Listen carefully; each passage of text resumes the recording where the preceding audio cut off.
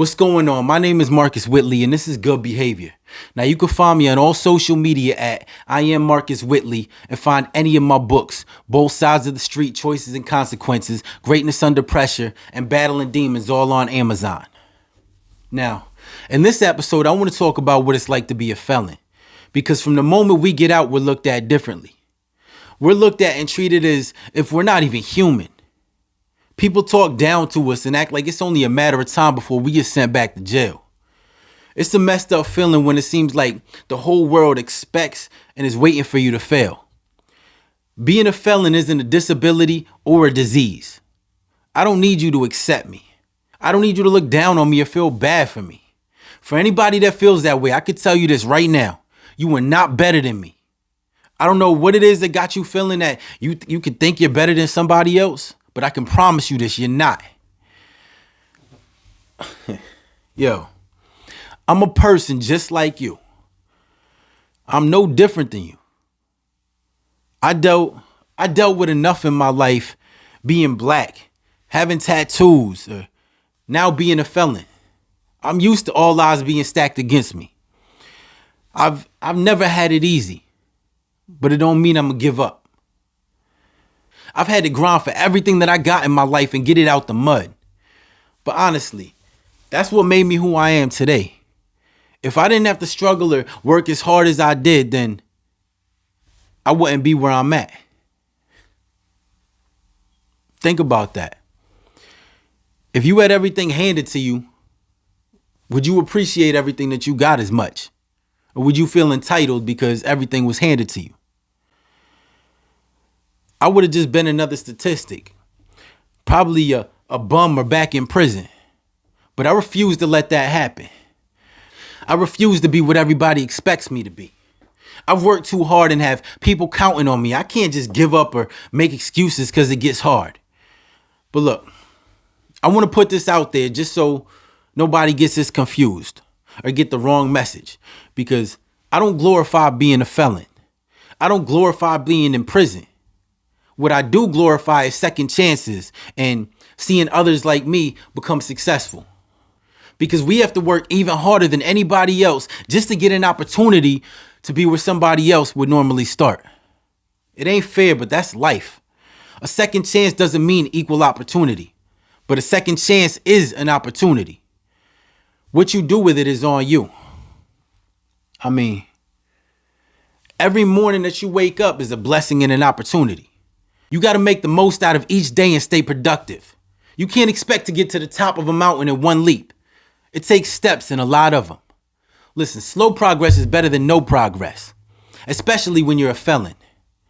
I remember the day I got out when I walked up to the front desk to get my things, and the CO told me I'll be back real soon and he'll see me again. I laughed and just said, I hope you have a nice day. I wasn't going to let his negativity ruin my day. A day that I've been waiting years for. My get back was doing everything that I had to do to get me to where I needed to be. He might have been miserable in his life or at work and felt like taking it out on others was making himself feel better.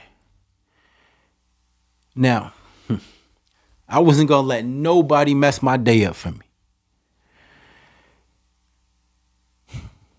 And whenever I'm down and lost now, I just look back to that day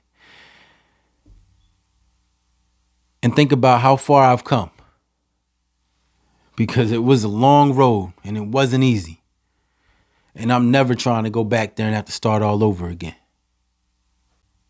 Now, if you would ask me back then, I would have never believed I'd be where I am today. I'm an author with 3 published books that have changed people's lives. I've been working with troubled teens and other felons to help them find alternative options so they don't end up in prison or back in prison. I'm a certified personal trainer. I'm a homeowner. And I drive a Cadillac, a car that I've always thought about when I was young, but never pictured myself driving. And it makes me feel good about myself to know that I've accomplished that. But over everything, I'm a father, and I'm the best father that I know how to be. I have multiple jobs because it ain't easy as a felon. But I can't get tired because I'm a father first. And I need to make sure that I can be the best provider. It ain't about me no more. Being a felon isn't going to stop me from doing anything that I need to do. And I don't care how hard it's going to be. There's no excuse for it. I got to do whatever it takes to push through. I don't care how hard it may be or how many odds are stacked against me. I'm going to do what I got to do. And I don't care how many people look down on me now. I used to care about it before when my depression would get the best of me. But now it doesn't affect me because I'm so far past that I've exceeded my own expectations of myself.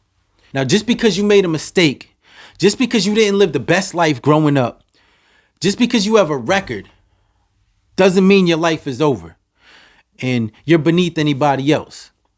You can still be successful. I want you to remember that.